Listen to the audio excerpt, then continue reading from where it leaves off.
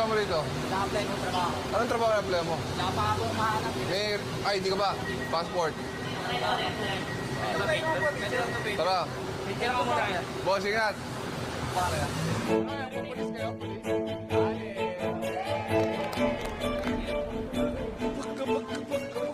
Parts, wala ka passport? Wala pa po eh. Sasakay na lang ako pala kasi iuman ako pa eh. Bumabala ako sa Malayo pa? Sayang nga kung may passport kayo, sama sana kita Taiwan. Ayun? Oo, Wala pa akong pa. kaya nga, sayang nga. Ano na lang ako basta. Ano pangalan mo? Aaron Orino po.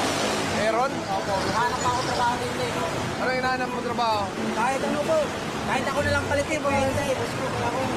Sobrang idol ko talaga kita eh. Ilan taon ka na? Boss, 27 po. saan ba ang probinsya mo? Sa shop Surigao po. Surigao? O, sama ka sa amin ngayon. Uy. Bakit? Hindi nga. Ito lang, trabaho mo, mag-vlog na lang tayo. Eh, okay po. Sama ka sa amin. Ako dito sa sukat ako natira sa Silverio. Kano ka nakatagal dito sa Maynila? 5 araw pa po. Anong trabaho mo dati? Sir, sayang lagi pa din doon sa amin. May interview po ako sa kawayan eh. Interview po para sa waiter. Tapos magpapamedical na din ako. Eh, wag na lang. Kasi pinasama na ako ng boss mo eh. Nag-depress po kasi ako sa amin. Bakit? Iwala kami ng asawa ko. Saka yung anak ko. Bakit? Kasi ayaw ng ano, ayaw ng... Parang babae ka. Hindi, ayaw ng mga magulang sa akin. Bakit daw? Bukoy-bukoy daw ko sa ako eh. Paano ito buhok mo?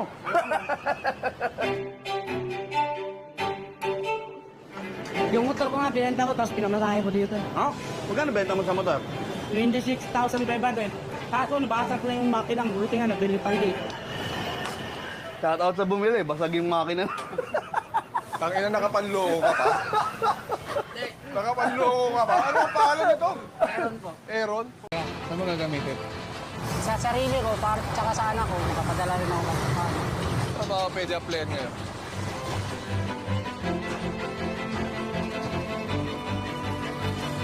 Nakailang apply ka na? Ang dami na. Mga 10, di ako tinatawagan. Hindi ka tinatawagan? Pasa lang ako ng pasa ng resume. Baka may, kung mabakasakali, baka may tumawag. Gawa natin ng ano. Alam ko na. Punta tayo sa DFA. Si pare nangangamba na. Kakagat na ng kuko. Kamag-alala. Ang ina niya, ano ba itong pinasok ko? Di ba sabi mo ron, nag-English ka na? Tinanong ka, Oo. what do you plan to do in United States? Yan. I have working here. Ha? Mag-work ako. English na.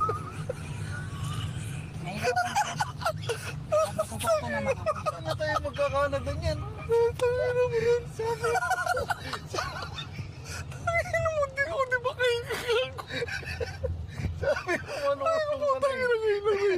May mga Bisaya rin naman dun sa Canada. eh.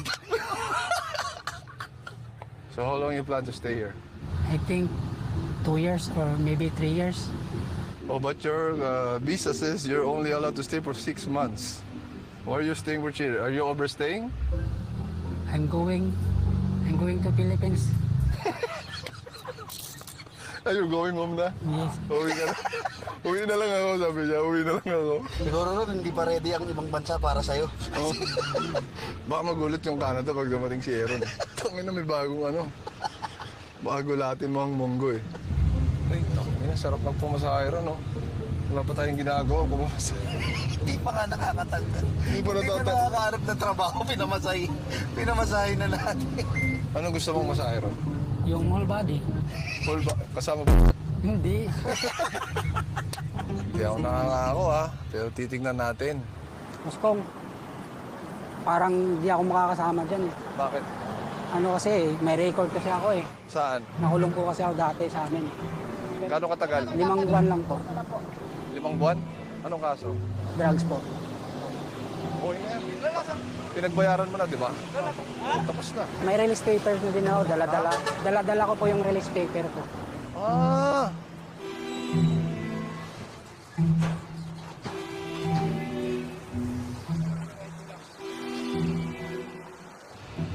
Nandiyan pa ba yung Big Royce mo?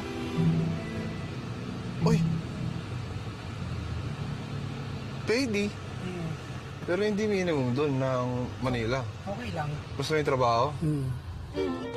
Boss, may nalapit lang sana ako sa'yo. Baka matulungan mo ako. Meron akong tropa dito. May experience siya sa pag-waiter.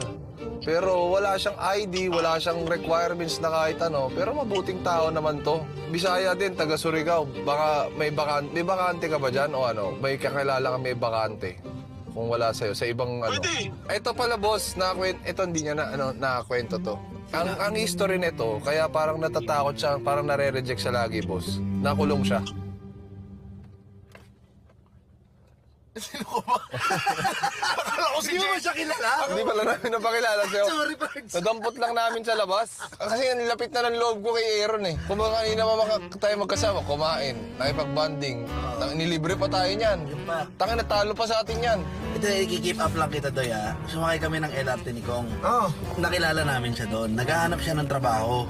Nangako kami. Sabi namin, sige, tulungan ka namin makahanap trabaho. May problema, wala kami mahanap na trabaho kasi nagluneta kami. Ngayon, nung trabaho naman, wala rin kami makitang trabaho kasi wala siyang ID. Boss, ano bang gusto niyang pasukan? Wait, kahit waiter muna. Butas ng karayom! Butas ng karayom sana eh! Ha? Kasama ko sa Big Luis ngayon, 4 kaming discount. Ito siya. Dati rin siyang Nahiya din kasi ako magsabi baka ma-judge din ako eh. Hindi, wala mag-judge sa'yo. Kung ano talaga. Hindi, actually, natatakot na kami. Napainom mo siya. Wala. Joke lang. Hindi, pala. Oo. Kasi ano mo yun, redemption arc mo yan eh. Interviewin mo na ito mamaya kung papasa sa'yo. I-test mo na lang mamaya. Nagkukunik-kunik yung mga ano sa'yo ah. Kasi kanina, eto boss, papasok na ako dun sa DFA nung sinabi nung gwardiya na ano. Sabi niya, baka hindi ako makasama boss. Bakit? Nakulong na kasi ako. Basta matingin ako. Eh di ba kanina tinatanong natin kung ano, baka nakulong ka na. Sabi niya di ba hindi? Baka may kaso ka, Pards, ha? Wala. Nang kaso? History. Nakulong. Baka nakulong ka na, Pards, ha? Nakakulong ako sa ano lang, sa municipal jail lang. Pagkatapos nun, pagkakulong ko ng 1 week doon sa loob ng selda, na-trusty na agad ako. Ako yung tagaluto ng mga polis doon. Tagaluto, tagalinis, lahat. Tumigil ka na? Tumigil na. Ilang buwan ka nang tumitigil? Matagal na, simula nung paglaya. 2 days na, boss. Ah, Kanina lang, nandiyan kami. Diyan nata namin siya nakasalubong eh. Dito eh, no? Sa UN. UN ba? ba't ka mo bang UN? Eh, patayo man ako eh, tapos bumaba ako para magpa-picture sa'yo. Thank you. Boss, ingat. Tapos akala ko, di pa magsisirado yung ano, pinto. Pagbalik ko, sarado na yung LRT, oh. Sabi na, bumaba na lang ako. Tangina. Tapos aakyat sana ako para bumili agad ng ticket. Oo, nilet go na namin kasi nung una, wala siyang passport. Sige, mo na. Puta ng pababa, nakasalubong pa rin namin dyan. Parang ano talaga, hindi, may naramdaman talaga ako sa'yo kanina. Yung pagtingin ko sa'yo, akala ko hindi ikaw kasi grabe si boss kong to, ha. Di naman ganito sa video eh. Wala may tsura sa video. Mataba ka kasi dun eh. Tapos maitim. Parang libag. Eh, nagpa-picture ako. Lumabas Nanginig ka. Paano yung nginig? Nanginig talaga, yung konti lang. Papunta ko naman dito sa Manila. Nakaasan na namin ang loob eh. Ayun, naiiya siya. Natatakot siya na parang ano ba ma-judge or ano. Okay lang yan. Lahat naman tayo may second chance. Maliban sa mga flood control Wala na second chance. Wala na, putang ilang bilyon nilakaw nun.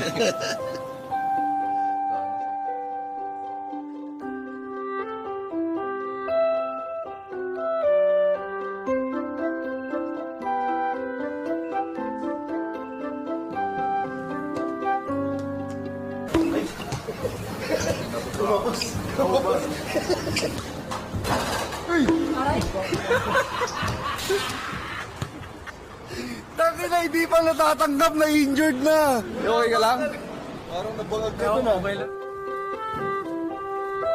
Mag-aalala nyo dati, nagtayo ko ng Big Race, di ba? Ang nangyari sa Big Race ko noon, nagsara. Kaya siya nagsara kasi nawala yung mga nag-ooperate Nawala yung pinaka-may-ari, kaya nahirapan yung growth ng negosyo. Kasi wala na yung mismong tumututok, nagbabantay. Ang reason kasi kung bakit nagkagano, kasi nakulong si Boss Roy ng 2 years. Kumbaga meron siyang naging kaso from years ago, bago yon. And then after ko siya mamit, yung nagkanday leche lahat eh. Thankful din ako na nangyari yon dahil na-reform ako at natuto ako sa kung ano man yung mga flaws ko dati. Talagang inayos ko na ngayon. Sa hindi mo alam, yung 3 staff na yan, kasama ko sa loob ng Bilibid yan. Ito si Jordan, drugs din ang kaso niyan. Si Erica, yung bakla, drugs din ang kaso niyan. Pero yun nga, ang sabi ko sa kanila, wala namang problema eh. Actually, ito naman, plano lang to sa loob, parang usap-usapan lang. Di namin in-expect na may ganito palang pangyayari, no? Oo, sa loob ang pinaplano mo, business hindi tumakas. Lahat ng mga yan, nung sabi nila, pag nakalabas daw ako una, sabi ko, sige, wala akong ipapangako, pag nakalabas ako mauna sa inyo, wala man akong perang may tulong para may trabaho akong ibibigay sa inyo. Kaya hindi naman lahat na nakakulong doon ay masamang tao eh. Lahat naman may mga kanya-kanya tayong pinagdadaanan. Pwede ka na magsimula dito. Aranggat na, yun na yung interview mo? Oo, pwede yan. Alis naman nun, interview. Hindi, kasi ako magaan ang loob ko sa mga, sa mga nakakulong. Yung mga may pinagdadaanan. Sama-sama tayo dito. Ang hirap ng pinagdaanan natin sa loob. Tapos sasayangin na natin sa labas. Sabi ko, wala na para bumalik tayo dun. Wala na tayo ibang dadaanan, kundi diretso na. Swerte, nakita ka ni Bossing. Ngayon, naharap na natin yung totoong buhay. May panibagong haharapin na naman tayo kung paano tayo makasurvive. Meron akong kwento, isang love story na nangyari sa kanto. Habang ako'y papunta sa aking trabaho, ay may tumatakbo. Natupad yung namin yung pangako namin sa'yo. Maraming salamat. Nagagalingan mo Promise ko yun sa'yo, boss kong. Gagalingan ko talaga. Papaya mo ako doon kay Roy. Hindi. Hindi naman. Kaya, Ito. ingat Oo. Teka lang. Baka masama mo pa to At ginanong ako, okay lang ako, ang nasagot ko lang. Natabig niyang puso ko. Ako'y nagtataka sa aking nadarama. Nang makita siya ay kumislap aking mata. Kahit ligaw tingin. Saan ba siya pupunta? Ba't nagasukat yan? Bakit mo pinasakay? Sukat na to Dito lang bahay niyan eh. ba't pinasakay mo? Ikaw ang bumili ng ticket doon sa Tangina ka baba talaga, sabi ko na sa'yo eh. Tangina, paano gagawin natin dyan? Sa paano siya? Alam mo ba may pinasakay kami? Nakalimutan namin, taga dito pala siya susukat. Sukat na to, di ba eh? Wala pa lang. Sige, wala pa lang pakialam sa sinasabi ko. Tanga, marami palang kwento rito sa LRT tulad doon. Tangina, pinasakay mo. Paano ngayon yan? Bahala na siya. Ha? Bahala na siya. At least papasok na lang siya. Papasok na lang siya kay Roy. At least may trabaho. Oo. Kumbaga, kita-kits na lang. Gaplay. Kita-kits na lang siya susunod na istasyon. Baka mahamon pa sa interview niya yun. Kahit anong mangyari ay nandiyan ka palagi. Mga luhang di ko napigil, tumuloy hinahawi ng iyong mga ngiti na kung minsan hindi ko lubos. Maisip kong ba't pinagkaloob sa akin ng Diyos. Ang isang katulad mo, ako may makasalanan. Ang aking gabay tungo sa di maputik na lansangan. Gusto ko mang bumitaw, pag-asig laging ikaw. At kung ako'y maligaw, ang laging natating kamay halika.